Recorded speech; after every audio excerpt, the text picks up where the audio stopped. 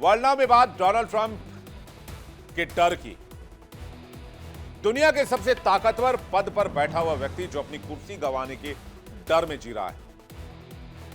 Venezuela में की गई कार्रवाई के बाद एक बार फिर देश और दुनिया में अमेरिका सुर्खियों में है, ट्रंप सुर्खियों में है। लेकिन इस बार एक ऐसी खबर अमेरिका से आई है जिसकी वजह वेनेजुएला की कार्रवाई नहीं है, बल्कि अमेरिकी राष्ट्रपति का डर है। डर महाभियोग का, राष्ट्रपति की कुर्सी छिन जाने का, और डर राजनीतिक खेल बिगड़ जाने का। डोनाल्ड ट्रंप इस वक्त अमेरिका फर्स्ट के नाम पर ऐसे ऐसे फैसले ले रहे हैं जो फैसले उनके देश में ही पसंद नहीं किए जा रहे हैं। पूरा विपक्ष इंक्लूडिंग उनके पार्टी के रिपब्लिकन लीडर भी उनके खिलाफ खड़े हो गए और उनके घर के भीतर से ही उनको विदा करने की मांग हो रही है। वेनेजुएला में कार्रवाई को लेकर विरोध की आवाज तेज हो गई है और इसी विरोध के बीच ट्रंप ने खुद स्वीकार किया है कि उन्हें चिंता सता रही है कि उनकी कुर्सी जा सकती है। ट्रंप को किस बात का डर है? दरअसल ट्रंप को नेटो के 7 देशों ने चेतावनी दे दी है। यह चेतावनी अमेरिका के लिए है। यूएनएससी में रूस, चीन ने अमेरिका को खरी खोटी सुनाई। अमेरिकी कांग्रेस के सदस्य ने सैन्य कार्रवाई को अनधिकृत बताया।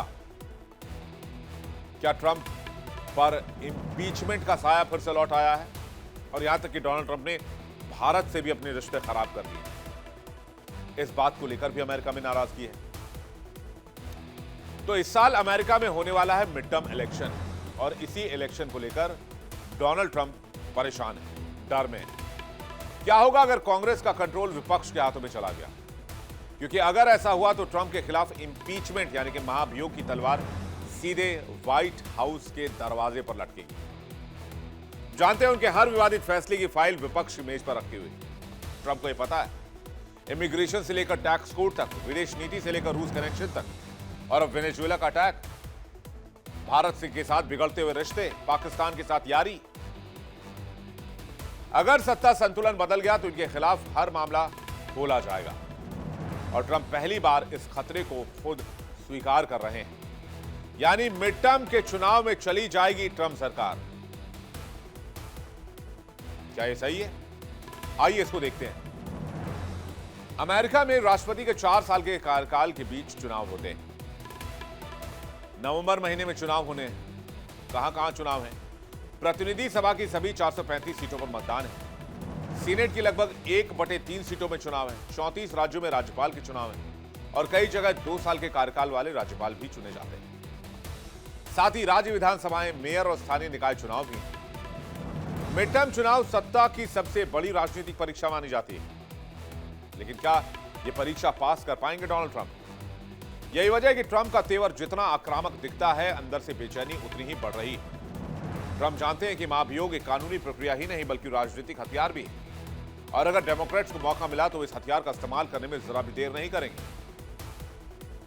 क्योंकि देश के अंदर भी डोनाल्ड ट्रंप के फैसलों को लेकर नाराजगी है, राजनीतिक हलकों में भी नाराजगी है। और स्पेशली तब जब वेनेजुएला पर हमला किया गया। वेनेजुएला पर हमले की तस्वीर आपको दिखाते हैं। वेनेजुएला में तो कहानी इतनी खराब हो गई है डोनाल्ड ट्रंप की कि वहां के लीडर्स ही डोनाल्ड ट्रंप के खिलाफ खड़े हो गए। उनका कहना है कि हमसे कोई आमराय नहीं बनाई गई। वहां की जो कांग्रेस और सीनेट है उनको साथ में नहीं लिया गया और हमला कर दिया गया। जरा फुल स्क्रीन तस्वीर आप देखिए कि वेनेजुएला पर किस तरह से अमेरिका ने कहर बरपाया।